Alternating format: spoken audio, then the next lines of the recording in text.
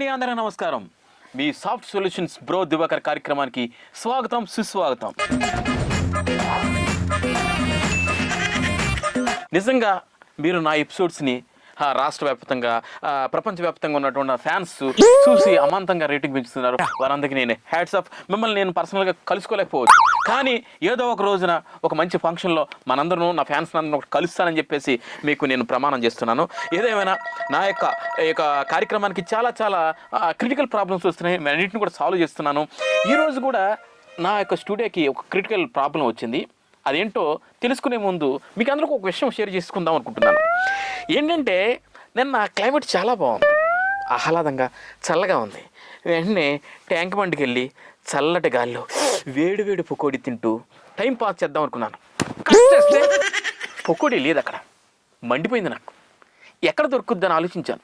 Kukatpally housing board Venkateswara temple దగ్గర పకోడీ చాలా బాగుంటుంది, మసాలా పకోడీ. వెంటనే గుర్తొచ్చి కూకట్పల్లి హౌసింగ్ బోర్డు వెళ్ళా 100 గ్రాములు పకోడీ కొన్నా. అక్కడే తినలేదు. మళ్ళా రిటర్న్ ట్యాంక్ బండకు వచ్చా. ట్యాంక్ బండలో చల్లటి గాల్లో కాలు మీద కాలు వేసుకొని కుర్చీలో తింటూ ఆ టైం ఆస్వాదిస్తూ టైం పాస్ చేశాను. సార్, టైం పాస్ చేయడం ఏంటి సార్?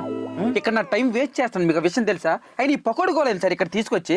అయినా నాకు తెలియక అడుగుతాను, ట్యాంక్ బండ్లో పకోడీ లేకపోతే ఆ ఖైరతాబాద్ జంక్షన్కి వచ్చి లేదా ఆ పక్కన రోడ్ నెంబర్ 10కి వెళ్ళి అక్కడ ఎవరైనా కొనుక్కుంటారు. ఇంత ట్రాఫిక్లో ఇంత వర్షంలో ఖైరతాబాద్ వెళ్ళి ఎక్కడికి వెళ్ళారు? ఎక్కడికి? కూకట్పల్లి వెళ్ళి ట్యాంక్ బండ్కి వచ్చి పకోడీ ఎవరైనా తింటారు సార్? అసలు హైదరాబాద్లో బుద్ధి బుర్ర ఎవరైనా అలా పకోడీ ఇక్కడ తీసుకొని తింటారా సార్?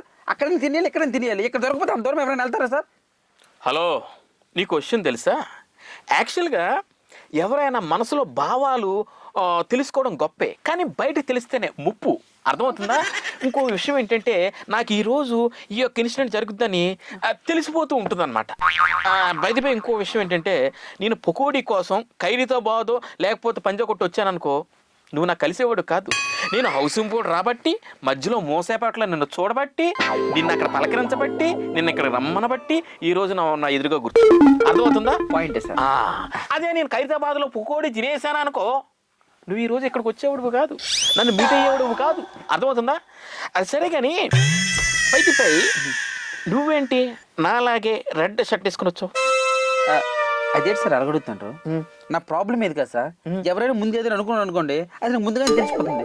అంటే ఈరోజు మీరు నేర్పేస్తాను తెలిసిపోయింది, అందుకని నేను నేర్పేసుకుని వచ్చాను. ఓకే, నీ ప్రాబ్లం ఏంటి? చెప్పాను కదా సార్, ఎదుటివారు ఏటనుకుంటారో అది నాకు ముందుగానే తెలిసిపోతుంది సార్. దీని కారణంగా నాకేమవుతుందంటే అందరూ నాకు అదే రకంగా చూస్తున్నారు సార్.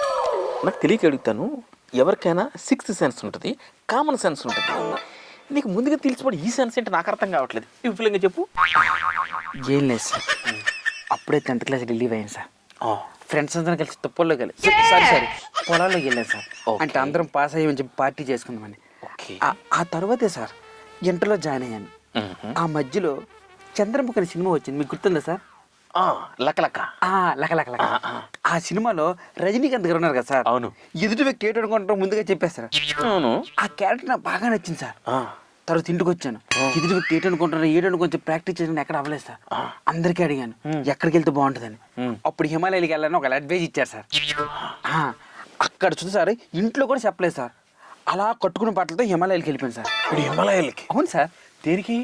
అదే సార్, ఎదుటి వ్యక్తి ఏటనుకుంటారని తెలుసుకోవడానికి, నన్ను నేను వెతుక్కోవడానికి హిమాలయాలకి వెళ్ళిపోయాను సార్. నిన్ను నువ్వు ఎత్తుక్కోవడానికా? అవును సార్. నీకు నువ్వు కనిపించవా? అది కాదు సార్, అంటే ఇప్పుడు చెప్పాను కదా సార్, ఎదుటి వ్యక్తి ఏటనుకుంటారు అనేది అది రిసీవ్ చేసుకుని కాబట్టి వెళ్ళాను సార్. ఎంతకాలం ఉన్నావు? 10 సంవత్సరాలు ఉన్నాను సార్. సరే, 10 సంవత్సరాలు ఉన్నావు కదా, ఆ చలికి నువ్వు తెలుపు ఎందుకు రాలేదు, నలుపుని ఎందుకున్నావు? సార్ ఇప్పుడు అదే సమస్య సార్. సమస్య ఏంటంటే ఎదుటి వ్యక్తి ఏమనుకుంటారో తెలిసిపోవడం వల్ల నన్ను చాలా వరకు ఇబ్బంది జరుగుతుంది సార్. అది చెప్తే నువ్వు తెల్లగున్నావా నల్లగున్నావా హిమాలయాలోకి వెళ్ళి ఇంకా రంగు తేయాలంటే నేనేం చేస్తాను సార్? నాకు తెలియక అడుగుతాను. హిమాలయానికి వెళ్ళినా రాలేదంటే మా నాన్న కలర్ సార్ ఇది. సార్ అంటే అక్కడ చలి ఎక్కువగా ఉంటుంది కదా, ఆ స్కిన్ టోన్ మారుద్దేమో. చలి ఎక్కువ ఉంటే రగ్గు కప్పుకున్నాను సార్, అందుకు నేను తెల్లగా అవ్వలేదు. అట్టవు అని అర్థం చేసుకున్నాను. ఓకేనా? నిన్ను నువ్వు ఎత్తుక్కోవడానికి వెళ్ళావు. Yes sir. దొరికేవా? మొహం పగిలిపోతుంది. సరే, నీకు నువ్వు దొరికేవా? దొరకలేదు సార్. ఎందుకంటే నేను ఇంట్లోనే ఉండిపోయాను సార్. నువ్వు ఇంట్లోనే ఉన్నావా? అవును సార్. మరి అక్కడికి వెళ్ళింది ఎవరు హిమాలయాలకి? అదే నాకు తెలియట్లేదు సార్. అక్కడికి ఎవరు వెళ్ళారు ఏంటనేది నాకు ఇప్పటికీ క్వశ్చన్ మార్క్ అర్థం కావట్లేదు సార్. ఇంతకీ నువ్వు అక్కడికి వెళ్ళావని నీకెవరు చెప్పారు? సార్ కరెక్ట్ పాయింట్కి వచ్చారు సార్. నేను ఒకరోజు ఇంట్లో ఉన్నాను సార్. సరదాగా బోర్ కొడుతుందని చెప్పి టీవీ చూసుకున్నాను. ఓకే. చూసుకుంటే ఇంటి బయట నుంచి ఒక వాయిస్ వచ్చింది సార్. అమ్మా ధర్మం చేయండి అనుకోని. ఎవరు అనుకుని బయటికి వెళ్ళాను సార్. ఇంకెవరు ఉంటాడు పిచ్చిగా? కానీ ఎగ్జాక్ట్లీ అనుకున్నా, కానీ ఆయన కాదు సార్. ఎవరో సార్ ఇంత గడ్డలు వేసుకొని బయట నుంచి వచ్చి భిక్షం అడిగారు సార్. వెళ్ళేసరికి ఆయనకి ఇలా నేను బియ్యం వేస్తున్న టైంలో ఆయన మగం చూసి ఏ నువ్వు ఇక్కడ ఉన్నావేంటి, హిమాలయాలో కదా ఉండాలని అడిగారు సార్ నాకు. ఆయన? అవును సార్. Oh my God. ఆయన నేను అప్పటికే అన్నాను సార్, లేదండి మీరు పొరపడుతున్నారు, నేను హిమాలయాలకి వెళ్ళడం పెట్టి మా గడప దాట వారం ఒకరోజు వెళ్తాను, హిమాలయాలకి నేలకి వెళ్తాను అని అన్నా సార్. లేదు నువ్వు నేను కలిసి హిమాలయాల్లో 10 సంవత్సరాలు తిరిగాము, నువ్వు ఎలా ఇక్కడ ఉంటావు అని చెప్పి నాకు అడుగుతున్నాడు సార్. నాకు సేమ్ అదే ఆశ్చర్యం వేసింది సార్. రాజుగారు ఏదో ట్విస్టుల మీద ట్విస్టులు ఉన్నట్టుందండి. ఏదో రేటింగ్ పగిలిపోయేలా ఉంది. మీరు ఫోకస్ మాత్రం మనోడి మీద పెట్టండి. చెప్పు. అయితే అప్పటికి చెప్పాను సార్, నేనైతే హిమాలయాలు వెళ్ళలేదు సార్, నువ్వు వచ్చావని ఆయన, వెళ్ళలేదే నేనే కాంప్రమైజ్ అయిపోయాను సార్. హిమాలయాలు వెళ్ళాను అనుకోని. ఆయన అన్నాడు, నువ్వు కాంప్రమైజ్ అయ్యావు. అవును సార్. నాకు బాగా కొడుతుందబ్బా. అది ఏంటి సార్? రెండిట్లోనూ ఒకటైతే నిజమయ్యి ఉంటుంది. చెప్పండి సార్. ఏంటంటే వచ్చిన వాడైనా పిచ్చోడై ఉండాలి, నువ్వేనా పిచ్చోడు అయ్యి ఉండాలి. ఒకటైతే కన్ఫర్మ్. అదేంటి సార్ మీరు ఎంత నాకు కొడుతుంది సార్? మా వీధిలో ఉన్న అందరూ ఆయనే పిచ్చోడు అంటారు సార్, నేను తప్ప. ఆ రోజు ఆయన అక్కడి నుంచి అలా వెళ్ళిపోయాడు సార్. ఆ తరువాత నుంచి ఎదుటి వ్యక్తి ఏంటనుకుందని విషయం నాకు అలా తెలిసిపోతుంది సార్. అవునా? అవును సార్. ఆ రోజు నుంచి తెలిసిపోతుందా? అవును సార్. ఆడి ఇంకొద్దిసేపు నుండి బాగుంటుంది. ఏం సార్? ఆడి మనసులో ఏమనుకుంటున్నాడో తెలిసేది. దెబ్బకి నాకు ఈ దరిద్రం ఉండేది కాదు, ఇక్కడికి వచ్చేవాడు కాదు సార్. అలా ఆయన వెళ్ళిపోయాడు కదా సార్. ఆ తర్వాత ఇంట్లో పడుకొని తెల్లవారు లేచి రెడీ అయ్యి నేను ఆఫీస్కి వెళ్ళిపోతున్నాను సార్. మా హౌస్ ఓనర్ సార్ తప్పు మాట ఎందుకు కానీ ఎప్పుడు వచ్చినా నవ్వుతూ పలకరిస్తూ ఏమమ్మా బాగున్నావు, తిన్నావా, ఉన్నావా అని అడిగే మనిషి సార్. గ్రేట్. అంత మంచి మనిషి సార్. ఈ రోజుల్లో హౌస్ ఓనర్లు అంత మంచి వాళ్ళు ఉన్నారంటే నిజంగా చాలా గ్రేట్. నిజం సార్. ఆ స్వామీజీ వచ్చి మా ఇంటికి వెళ్ళినంత వరకు సేమ్ యాజ్ ఇట్ ఈజ్ నేను మీలాగా అనుకున్నాను సార్. ఎందుకంటే హైదరాబాద్లో హౌస్ ఓనర్లు అంత మంచిగా ఉన్నటువంటి గ్రేటే కదా సార్. చాలా గ్రేట్. అవును సార్. అలా అనుకున్న నాకు ఆ రోజు ఒక ట్విస్ట్ ఎదురైంది సార్. ఏంటిది? అంటే యాజ్ యూజువల్గా ఆయన వచ్చి రెంట్ ఎప్పుడు ఇస్తామని అడిగారు సార్. మంచి వ్యక్తే కాబట్టి మంచిగానే సాఫ్ట్గానే అడుగుంటాడు కదా సార్. ఇది గుర్తుపెట్టుకోండి, సాఫ్ట్గానే అడిగారు కదా. నేనేమో యాజ్ యూజువల్గా అందరూ చెప్పిన మాటే రేపు ఇస్తా అని చెప్పాను సార్. మంచిగానే చెప్పావు కదా సార్. ఆ తర్వాత ఏం జరిగింది అనుకున్నారు? ఒక్కెత్తాలే ప్రతి నెల 15వ తారీఖున ఇస్తాను, నువ్వు నీ ఎదవేసాలు అనుకుని చెప్పి లోపలికి వెళ్ళిపోయాడు సార్. అలా అనున్నాడే.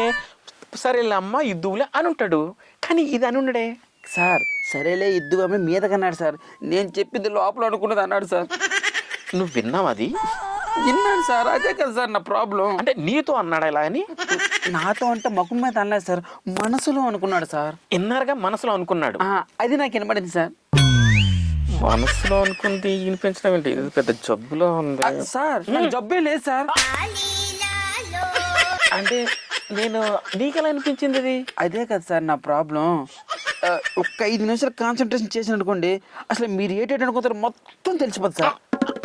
నా మీద కాన్సన్ట్రేషన్ చేయమాకలే, వద్దులే. ఓకేనా? దీనికి ప్రాబ్లం రెక్టిఫై ఎలా చేద్దామో దాని మీద ఆలోచిద్దాం.